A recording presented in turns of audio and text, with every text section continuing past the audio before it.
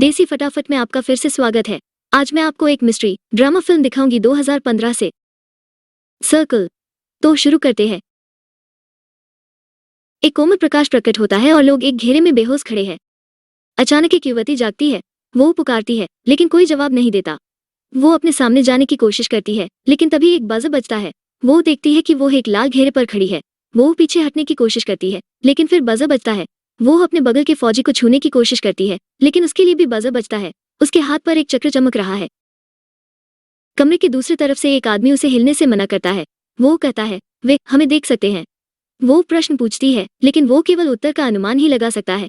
एक और महिला जाग के घबरा जाती है। वो उसे शांत कराने की कोशिश करता है लेकिन वो चिल्लाती है और लोगों के बीच से शूटिंग बिजली की किरण उससे मार डालती है। अचानक रोशनी आती है और सब लोग जागते हैं। एक आदमी तुरंत मर जाता है। पहला आदमी सबको हिलना बंद करने को कहता है जबकि पुलिस वाला अपनी बंदूक की तलाश में है। वो सभी को स्थिर खड़े रहने और दूसरों को न छूने को कहता है। एक बीपिंग ध्वनि सुनी जा सकती है और इनमें से एक मारे गए पुरुष को घसीटा जाता है। जाते वक्त उसका हाथ भी चमकता है। बीपिंग जारी है और इलेक्ट्रिक चार्ज होना चालू होती है और पहले व्यक्ति को कुछ बोलने के पहले मार देती है। हर कोई अब घबरा रहा है। जैसे लोग शांत होते हैं तभी टोपी वाला लड़का कहता है कि वो फर्श पर रोशनी को नियंत्रित कर रहा है। एक महिला के सामने रोशनी रुक जाती है और बिजली उसे मार देती है। जैसे ही दूसरे पूछते हैं कि क्या हो रहा है, टोपी वाला लड़का उन्हें फर्श पर रोशनी बदलने का तरीका दिखाता है कि वे कैसे उसे कंट्रोल कर सकते हैं। हर कोई उसके निर्देश के अनुसार प्रयास करता है और वे एहसास करते हैं कि वे केवल वही प्रकाश देख सकते हैं जिसको वो नियंत्रण कर रहे हैं। टोपी वाला कहता है कि वे वही हैं जो चुनते हैं कि कौन मारा जाता है। बीपिंग शुरू होती है और दूसरा व्यक्ति जैप हो जाता है। बीपिंग फिर से शुरू होती है और गर्भवती महिला चारों ओर देखती है यह पता लगाने की कोशिश में कि क्या हो रहा है। बिजली फिर झपटती है और वो कहती है कि वे वास्तव में मतदान कर रहे हैं। वो कहती है कि जिस किसी को भी सबसे ज्यादा वोट मिलता है वे उसे मार रहे हैं और वे हाथ बंद करके उससे चुनते हैं। किसी ने सुझाव दिया कि वे सभी मरे हुए व्यक्ति को वोट देते हैं और वो सभी सहमत हैं क्योंकि बीपिंग चल रही है। जब यह रुकता है तो किसी की परवाह किए बिना जिंदा व्यक्ति को जैप कर देता है। अगली बार जब यह बीप होता है तो वे सभी मतदान न करने का प्रयास करते हैं। अचानक सभी बत्तियां जल उठती हैं और कोई फिर भी जैप हो जाता है। नीले हुडी में लड़का सभी को चुप रहने के लिए कहता है और सुझाव देता है कि वो एक रणनीति विकसित करे ताकि वो अपनी स्थिति का पता लगाने और उनके साथ जो हो रहा है उसे रोकने में सक्षम हो पाए। उसका सुझाव है पहले बुजुर्ग लोगों को मार डालो। टोपी वाला आदमी सहमत है लेकिन बाकी सभी नहीं है। नीले हुडी का कहना है कि उन्हें अपने दाहिने में खड़े वालों से शुरू करना चाहिए और उन्हें दक्षिणावर्त मार देना चाहिए। गर्भवती महिला असहमत है लेकिन किसी के पास बेहतर विचार नहीं है। बीपिंग जारी है और पहला बुजुर्ग भीख मांगता है लेकिन ज़ापा उसे पकड़ लेता है। क्योंकि अधिकांश लोग नीले हुडी के रणनीति से सहमत हैं, वे यह पता लगाने की कोशिश करते हैं कि उनके साथ क्या हो रहा है। वे फौजी से पूछते हैं यह सोचकर कि वो जान सकता है कि यह क्या है, एक एलियन आक्रमण या ऐसा ही कुछ, लेकिन वो बाकी लोगों की तरह ही भ्रमित है। पीछे का एक आदमी वहां जागने से पहले जो कुछ याद रहता है उसके बारे में बोलना शुरू कर देता है। उसे याद आ रहा है कि वो ट्रैफिक जाम में फंस गया था, फिर सब कुछ अंधेरा होने से पहले वो दौड़ रहा था। कुछ अन्य कहते हैं कि उन्हें वही बात याद है। बीपिंग फिर से शुरू होती है और वे दूसरे बुजुर्ग व्यक्ति के लिए मतदान करते हैं। आदमी को एक जहाज में खींचे जाने की याद आती है। उसे एक लाल कमरा भी याद है जिसमें ढेर सारे शव थे, जिसे अब वो सोचता है कि वो मरे नहीं थे बल्कि वास्तव में नशे में थे। वो सभी तीसरे बुजुर्ग व्यक्ति को वोट देते हैं क्योंकि वे अपनी बातचीत जारी रखते हैं। चौथा बुजुर्ग कहता है कि उसे भी कुछ याद है, शायद एलियंस वो कैसे बोलते थे और वे कैसे दिखते थे। कुछ लोग उस पर विश्वास नहीं करते, यह सोचकर कि वो खुद को बचाने के लिए झूठ बोल रहा है, लेकिन वो जैप हो जाता है। टोपी वाला पूछता है कि जैप करने के लिए अगला कौन होगा। वो टोपी वाले महिला की ओर इशारा करती है। उससे पूछते हैं कि वो कितने उम्र की है। तथ्य यह है कि वो केवल 52 वर्ष की है। दूसरे अपनी सोच को बदल देते हैं। वो उन्हें बताती है कि उसे कैंसर था लेकिन उसने उसे हरा दिया। नीले हुडी सोचता है कि क्योंकि उसके मरने की संभावना बाकी लोगों की तुलना में अधिक है इसलिए उसे अगला होना चाहिए। एक डॉक्टर ने हस्तक्षेप करते हुए कहा कि यह सच नहीं है। उस पर नीले हुडी वाला कहता है कि क्योंकि वो 50 साल से अधिक की है इसलिए उसे जाने की जरूरत है। लेकिन कुछ अन्य लोग इस बात से असहमत है कि आखिरकार आयु सीमा कितनी कम हो जाएगी। नीले हुडी उन्हें अपनी रणनीति के बारे में समझाने की कोशिश करता है लेकिन कोई फायदा नहीं हुआ। वो उसे मार डालते हैं। कैंसर वाली महिला सुझाव देती है कि उन्हें यह पता लगाना शुरू कर देना चाहिए कि उन्हें यह सर्कल के लिए क्यों चुना गया है। हालांकि कुछ अन्य लोगों को लगता है कि ये एक यादृच्छिक परिदृश्य था। वो कहती है कि उन्हें एक दूसरे के बारे में अधिक जानने की कोशिश करनी चाहिए। बेथ पहले जाती है और दूसरों को अपने बारे में बताती है। जब वो बोलती है तभी बीपिंग फिर से शुरू हो जाता है और वो मर जाती है। उसके बाद ज्यादातर लोग सोचते हैं कि उन्हें अपना नाम साझा नहीं करना चाहिए और वो कुछ और साझा करने से भी डरते हैं। क्रेग यह कहता हुआ आगे बढ़ता है कि उसके बाईं ओर की महिला उसकी पत्नी है। कोई पूछता है कि और कौन एक दूसरे को जानते हैं और पीछे से एक आदमी कहता है कि वो डॉक्टर को जानता है। हालांकि वो दोनों एक दूसरे को कैसे जानते हैं यह बताना नहीं चाहते हैं। क्रेग जारी रहता है और लोगों से उसकी पत्नी को न मारने की भीख मांगता है। बीपिंग जारी है और एक और जैप आती है। आगे वे हिस्पैनिक आदमी को बोलने के लिए कहते हैं लेकिन वो अंग्रेजी नहीं समझता है। उसके पीछे की महिला कहती है कि वो अनुवाद करेगी। वो उससे उसके परिवार के बारे में पूछते हैं और वो कहती है कि मेक्सिको में उसकी 3 बेटियां हैं। लाल टाई अवैध प्रवासियों के बारे में बातचीत शुरू करता है, लेकिन स्ट्राइप शर्ट में आदमी उससे पूछता है कि क्या उसे एलियंस के द्वारा अपहरण कराने के लिए ग्रीन कार्ड की आवश्यकता होगी। वे अनुवादक से कहते हैं कि उससे पूछे कि क्या वो कानूनी रूप से अमेरिका में है और वो कहता है कि नहीं। बीपिंग जारी है, लेकिन यह जैप आगे के एक युवा लड़की को चौंका देता है और वो मर जाती है। पुलिस वाला सामने खड़े एक लड़के राउल को पहचानता है, क्योंकि उसने अपनी ही प्रेमिका को पीटा था। कैंसर वाली महिला पूछती है कि क्या उसे यकीन है कि वो है ही था। पुलिस वाले और राहुल के बीच का आदान प्रदान प्रोफाइलिंग के बारे में हो जाता है और वो पुलिस वाले से पूछता है कि वो उसे कैसे याद रख सकता है। जब वो पूछना शुरू करते हैं कि क्या उसने अपनी प्रेमिका को पीटा है, तो वो कहता है कि उसे वो मिला जिसकी वो हकदार थी। अगले दौर में राहुल जैप हो जाता है। उसके बाद सामने से ब्लॉन्ड कहती है कि शायद उन्हें यह पता लगाना चाहिए कि कौन अच्छा है और कौन बुरा। वो कहती है एक कारण होना चाहिए कि वे वहाँ क्यों है, लेकिन उसके बगल वाला आदमी यह कहते हुए सहमति नहीं देता है कि शायद पूरी बात यह है कि एलियंस उन्हें एक दूसरे को मारते हुए देखना चाहते हैं। हालांकि उसके पीछे का गोरा आदमी उसके सवाल की व्याख्या से यह पता लगाता है कि कौन जीने के हकदार है। इस बात पे वो सोचते हैं जब तक बीपिंग चालू रहती है कि वो हिस्से किस आधार पर रखे। वो आगे खड़ी मुस्लिम महिला को जैप कर देता है। अफ्रीकी अमेरिकी व्यक्ति नस्लीय प्रश्न पूछता है और बातचीत में हलचल मचा देता है। गोरे लोग पहले तो कहते हैं कि उस कमरे में कुछ भी उचित नहीं है और अन्य अफ्रीकी अमेरिकन उसे बातचीत जारी न रखने के लिए कहते हैं, क्योंकि वो केवल खुद को एक लक्ष्य बना लेगा। टोपी वाला उनसे सहमत है। सवाल से पता चलता है कि लोग वास्तव में लोगों की जाति के बारे में कैसा महसूस करते हैं। अपनी नस्लवाद और पूर्वाग्रह को प्रकृत करते हुए बोलने वाला अगला पुलिस वाला है। बीप शुरू होता है, पुलिस वाला मर जाता है। फौजी सोचता है कि उन्हें अपनी राय और पूर्वाग्रहों के बारे में बात नहीं करनी चाहिए, लेकिन अफ्रीकी अमेरिकन व्यक्ति यह कहते हुए असहमत है कि सब कुछ में बात होनी चाहिए। फौजी और अनुवादक का कहना है कि उन्हें एक दूसरे के खिलाफ नहीं होना चाहिए, बल्कि यह पता लगाने की कोशिश करना चाहिए कि उनके साथ क्या हो रहा है। अगली बार जब वो मतदान करते हैं तो वो अपने लिए मतदान करने का प्रयास करते हैं, लेकिन यह काम नहीं करता है। इसलिए वो अपनी बगल वाले व्यक्ति को वोट देने की कोशिश करते हैं। कोई अभी भी जैप हो जाता है क्योंकि किसी ने गलती की है। वो फिर से वही कोशिश करते हैं और गर्भवती महिला अपनी बगल के बच्ची की मदद करती है।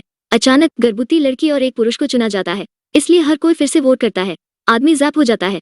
पीछे वाला लड़का कहता है कि उसने उस आदमी को वोट दिया क्योंकि उसने उसे गर्भवती लड़की के लिए वोट करते देखा था। उनका कहना है कि जिस तरह से इस गेम को डिजाइन किया गया था, अंत में यह गर्भवती लड़की या बच्ची ही बचेंगे। उस पर दूसरी जगह खड़ा गोरा जवाब देता है कि अगर वो उनसे छुटकारा पा लेते हैं तो सभी के पास बेहतर मौका होगा। स्ट्राइप शर्ट में लड़का कहता है कि यह उनमें से एक होना चाहिए, लेकिन लाल टाई वाला आदमी इससे सहमत नहीं है।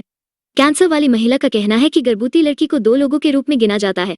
मतदान शुरू होता है और यह एक वृद्ध महिला और बच्चे के बीच एक और टाई है। वो महिला को वोट देते हैं। पीछे वाला लड़का और फौजी सोचते हैं कि उन्हें उन दोनों की रक्षा करनी चाहिए, लेकिन चश्मे वाला आदमी पहले यह जानना चाहता है कि वो कैसे हैं। वो बच्चे से सवाल पूछता है कि मतदान कब शुरू होता है और यह गर्भवती लड़की और बच्चे के बीच एक और टाई है।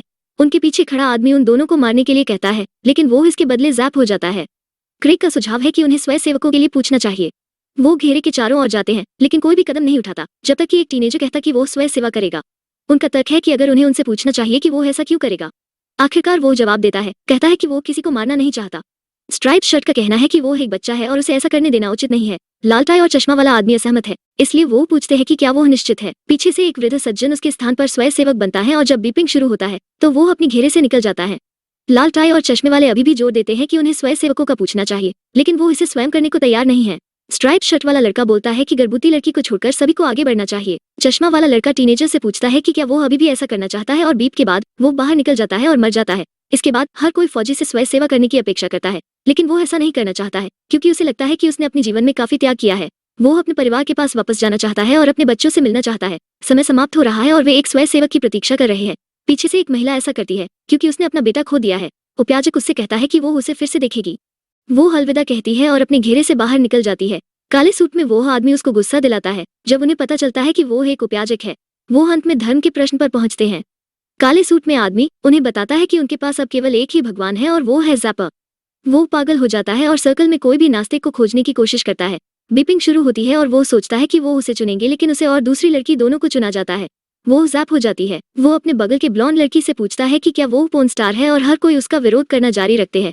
वो नहीं कहती है, लेकिन वो बात करता रहता है और उसे अपमानित करता है। अगला मतदान दौर आता है और वो मर जाता है। जब ब्लॉन्ड लड़की रो रही है, चश्मा वाला आदमी कहता है कि अगर उनमें से कुछ के बच्चे हैं तो उन्हें ध्यान में रखना चाहिए। क्रेग का कहना है कि उसके और उसकी पत्नी की एक बेटी है। चश्मा वाला आदमी सोचता है कि जिसके बच्चे नहीं हैं उन्हें खुद की कुर्बानी कर देनी चाहिए। लाल टाई वाला पुरुष पीछे एक महिला से पूछता है कि क्या उसके कोई बच्चे या पति हैं, लेकिन वो उससे वही सवाल वापस पूछ देती है। जब वो जवाब दे रहा होता है तो दूसरी लड़की ज़ैप हो जाती है। तब महिला उन्हें अपने जीवन के बारे में बताती है और उन्हें पता चलता है कि वो समलैंगिक है। लाल टाई स्पष्ट रूप से समलैंगिकता के खिलाफ है और अन्य लोग उसके कहे से नाराज हैं, इसलिए अगले मतदान के दौर में उसकी मृत्यु हो जाती है। गोरा आदमी पूछता है कि अंत में क्या होता है जब केवल 2 ही बचेंगे, क्या वो टाई हो जाएंगे? तो पीछे बैठे व्यक्ति का सुझाव है कि दोनों में से कोई एक वोट नहीं देगा और प्रभावी रूप से अपना बलिदान देगा। स्ट्राइप शर्ट वाले आदमी का कहना है कि वो खुद का बलिदान करेगा और कैंसर महिला का तात्पर्य है कि उन्हें उससे चुनना चाहिए जिस पर वो सही निर्णय लेने के लिए भरोसा कर सकते हैं। अनुवादक का कहना है कि किसी पर भरोसा नहीं किया जा सकता। गोरा आदमी कहता है कि वो सबको तय करना चाहिए। ब्लॉन्ड औरत पूछती है कि क्या होगा अगर आखिर में वो दोनों रहते हैं। डॉक्टर का कहना है कि वो उनके लिए फैसला कर सकते हैं। मतदान चल रहा है और वो और उसे जानने वाला व्यक्ति टाई होते हैं। वो एक साथ मरते हैं। गोरा आदमी आश्वस्त है कि उन्हें तय करना चाहिए कि उन दोनों में से किसे मरना चाहिए, लेकिन फौजी सोचता है कि वो गर्भवती लड़की और बच्ची दोनों से छुटकारा पाने के लिए हर किसी के साथ छेड़छाड़ कर रहा है। क्रेग पूछता है कि वो दोनों में से किसे चुनेंगे। फिर चश्मा वाले लड़का गर्भवती लड़की से पूछता है कि वो काम के लिए क्या करती है। दूसरों को नहीं लगता कि यह एक उचित प्रश्न है, क्योंकि वो यह समझाना जारी रखता है कि यह महत्वपूर्ण है, यह जानने के लिए कि उनमें से कौन समाज में अधिक योगदान देता है। अनुवादक का कहना है कि महत्वपूर्ण बात यह है कि वो गर्भवती है। चश्मा वाला लड़का गर्भवती लड़की को उकसाता है। जब एक और मतदान का दौर शुरू होता है, टोपी वाला मर जाता है। स्ट्राइप शर्ट ने चश्मे वाले से पूछा कि वो क्या करता है और वो जवाब देता है कि वो एक बैंकर है और समाज में योगदान देने वाला सदस्य है। चश्मा वाला उन सभी को उकसाता है, लेकिन अनुवादक ज़ैप हो जाती है। अधिकांश लोग सोचते हैं कि हिस्पैनिक व्यक्ति को अगला होना चाहिए, जब पीछे से एक आदमी कहता है कि अनुवादक को इसलिए मारा गया क्योंकि वो कभी भी बच्चे या गर्भवती लड़की को वोट नहीं देती। अब जब पक्षों का सवाल उठाया जाता है तो वे एक दूसरे को गिनाने लगते हैं कि कौन कहाँ खड़ा है, लड़कियों को वोट देने वाला कौन होगा और कौन नहीं। वोट शुरू होता है और बच्चा और हिस्पैनिक आदमी टाई होते हैं। वो देखता है कि क्या हो रहा है और वो लड़की के लिए खुद का बलिदान कर देता है।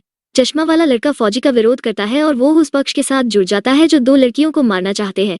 वो और गोरा आदमी जोड़े और अफ्रीकी अमेरिकी आदमी को अपनी तरफ कर लेते हैं। मतदान शुरू होता है। बच्चा फिर से टाई में है, लेकिन इस बार चश्मे वाले लड़के के साथ।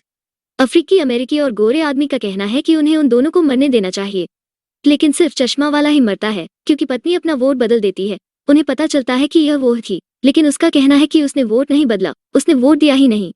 स्ट्राइप शर्ट आदमी का कहना है कि वो सभी जानते हैं कि वो मर जाएंगे और कुछ गरिमा के साथ बाहर जाना बेहतर है।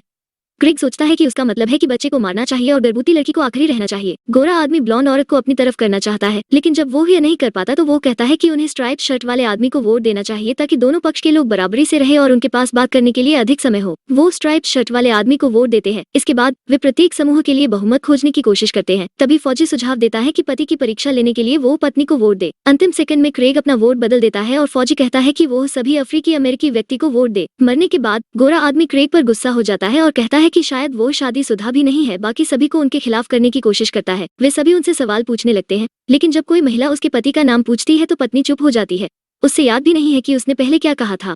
क्रेग डर के कहता है कि यह उस औरत का प्लान था, लेकिन वे सब उसे मार देते हैं। नकली पत्नी उन्हें बताती है कि उसने अपने बच्चे के बारे में झूठ नहीं बोला था। गोरा आदमी सबको याद दिलाता रहता है कि वो सभी हत्यारे हैं और वो पत्नी से वादा करता है कि अगर वो उसका साथ देगी तो वो उसे जिंदा रखेगा। वो फिर एक बड़े आदमी से पूछता है कि वो किस तरफ है, लेकिन वो आदमी कुछ नहीं बोलता। फिर वो अपने बगल की महिला से उसके परिवार की भावनाओं पर खेलकर उसे उसके साथ जुड़ने के लिए कहता है। मतदान शुरू होता है और गोरे आदमी, फौजी, कैंसर लेडी, ब्लॉन्ड औरत और समलैंगिक औरत के बीच 5 तरफ की टाई के साथ समाप्त होती है।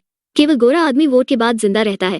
उपयाजक रो रहा है और गोरा आदमी अपनी रणनीति के साथ जारी है। फिर वो गर्भवती महिला से उसका वोट मांगता है, लेकिन वो माना कर देती है। पीछे वाला व्यक्ति रणनीति के बारे में अपनी स्थिति पर कायम रहता है।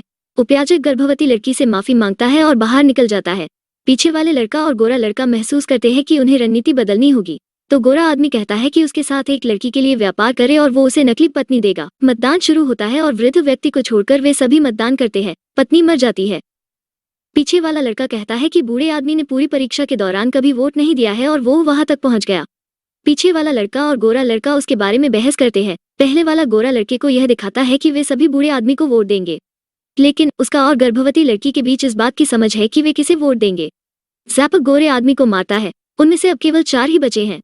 इस बार वे सभी बुजुर्ग आदमी को वोट देंगे क्योंकि उनके पास और कोई चारा नहीं बचा है। वो मर जाता है। लड़का 2 लड़कियों के साथ रह गया है और वे इस बारे में बात करते हैं कि यह सब क्यों हो रहा है। उनका कहना है कि शायद एलियंस एक प्रयोग कर रहे हैं यह देखने के लिए कि इंसान कैसे है और उनके लिए क्या मायने रखता है। इसके बाद वो 2 लड़कियों से कहता है कि उन दोनों को यह तय करना है कि उनमें से कौन मरता है। वो उनके लिए यह निर्णय नहीं ले सकता। बच्ची रोती है क्योंकि उसने अपना फैसला कर लिया है। वो मर जाएगी बच्चे के खातिर। वो उसे कहता है कि वे एक साथ निकलेंगे, लेकिन आखिरी समय में जब लड़की अपने घेरे से बाहर निकलती है तो वो गर्भवती लड़की को वोट देता है। बच्ची और गर्भवती महिला दोनों गिर जाते हैं, लेकिन कुछ नहीं होता। वो अभी भी कमरे में फंसा हुआ है। एक और वोट शुरू होता है। वो अब एलियंस को कोसता है, यह सोचकर कि वे उसकी परवाह किए बिना उसे मार देंगे, और वो वोट नहीं देता है। जब बिपिंग बंद हो जाती है तो वो देखता है कि वो बच्चे के साथ टाई में है और उसे बच्चे और खुद के बीच चयन करना है। वो बच्चे को मरने के लिए चुनता है। वो एक अंतरिक्ष यान को देखते हुए बाहर उठता है। जब वो खड़ा होता है तो आसमान में देखता है कि एक से अधिक यान है। उसने वोटिंग सर्कल के अंतिम दौर में पहुंचने के लिए कमरे में सभी को बेवकूफ बनाया, यह जानते हुए कि अगर वो वहां पहुंच गए तो क्या फैसला करेगा। उसने खुद को बचाया। यह वीडियो आपको अच्छा लगा तो जरूर लाइक करें और हमारे चैनल को सब्सक्राइब करना ना भूले। हम आपके लिए और कहानियां लाते रहेंगे।